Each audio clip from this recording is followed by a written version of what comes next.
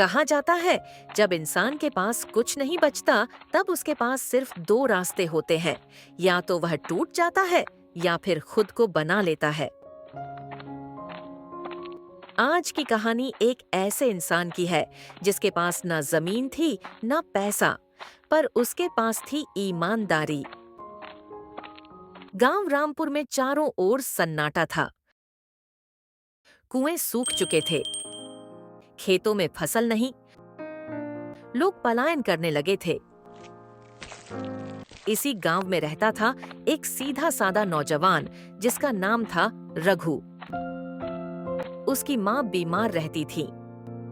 रघु की माँ ने कमजोर आवाज में कहा, अब यहाँ कुछ नहीं बचा, तू बाहर जाकर काम ढूंढ ले।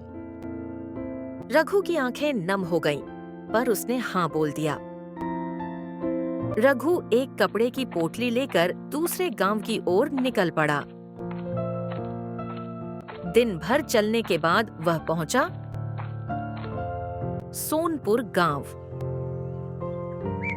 गांव हरा भरा था, पर काम हर किसी को नहीं मिलता। पूछते पूछते वह गांव के सबसे अमीर व्यापारी धर्मपाल साहू के दरवाजे पहुंच गया। साहू जी, अगर कोई काम मिल जाए। मेरे गोदाम की रखवाली करनी होगी दिन रात, तनख्वाह 300 रुपए और 2 वक्त का खाना। मंजूर है साहू जी। रघु ईमानदारी से काम करता, ना चोरी करता और ना ही झूठ बोलता। धर्मपाल साहू खुश होकर एक दिन बोला, आज से तुमको 500 रुपए महीना मिलेगा, ठीक है? रघु की आंखों में आंसू आ गए।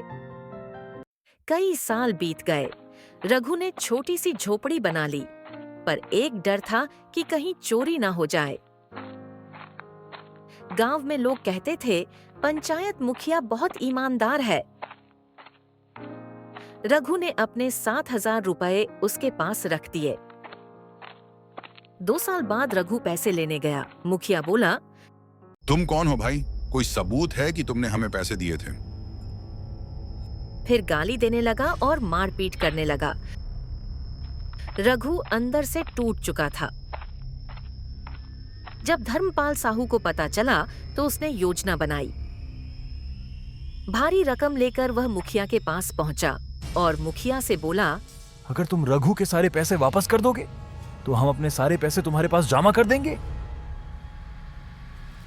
लालच में आकर मुखिया ने रघु के सारे पैसे लौटा दिए। फिर साहू ने बोला,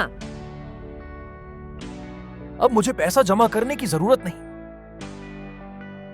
फिर रघु बोला, आज समझ आया ईमानदारी उधार में नहीं मिलती। जो मेहनत की कमाई खाता है वह कभी खाली हाथ नहीं रहता, और जो लालच करता है वह खुद ही लुट जाता है।